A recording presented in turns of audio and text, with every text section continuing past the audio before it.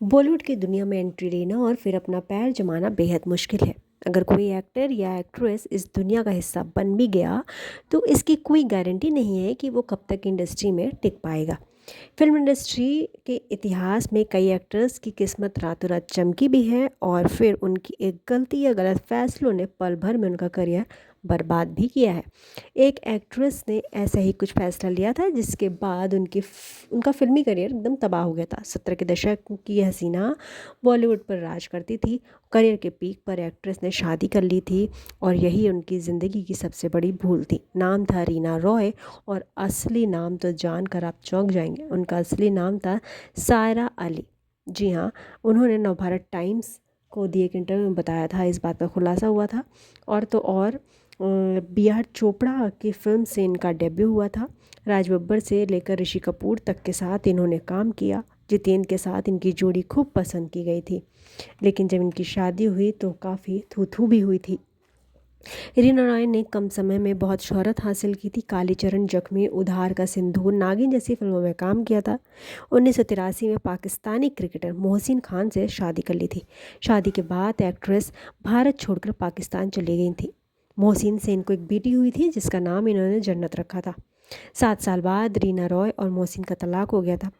बेटी को अपने पास रखने का फैसला किया और उसकी कस्टडी के लिए लंबे समय लड़ाई लड़ी। इस मामले में एक्ट्रेस की जीत हुई और उनकी बेटी जब उनके पास आई तो लेकिन उसके लिए उनको काफ़ी मदद भी लेनी पड़ी थी साधु महात्मा की। क्यों, आइए बताते हैं। रीना ने टाइम्स ऑफ इंडिया को बताया था कि मोहसिन चाहते थे कि उनके साथ वो लंदन शिफ्ट हो जाएं और वहीं पर ब्रिटिश नागरिकता ले लें, लेकिन रीना इसके लिए बिल्कुल तैयार नहीं थी। मोहसिन को लगा कि वह अपनी बेटी का ख्याल नहीं रख पाएंगी, अपनी बेटी को देखने के लिए परेशान हो जाएंगी, लंदन चली जाएंगी, क्योंकि बेटी को लेकर पहले ही वह जा चुके थे लंदन मोहसिन। इसलिए उन्होंने उसकी कस्टडी के लिए काफ़ी जी जान लगाई थी, साधु बाबा वगैरह की मदद भी ली थी। हालांकि अभी भी बेटी अपने पिता के संपर्क में है। बेटी का नाम हालांकि बाद में रीना ने बदल कर जन्नत से सनम रॉय रख दिया है और अब वह उनके साथ इंडिया में ही रहती है। शादी के बाद, शादी के बीच शायद इनका और शत्रुघ्न सिन्हा का भी अफेयर था। 7 साल इनका अफेयर चला था और ये बात पूनम सिन्हा को जब पता चली तो वह उनके रास्ते से हट गई थी।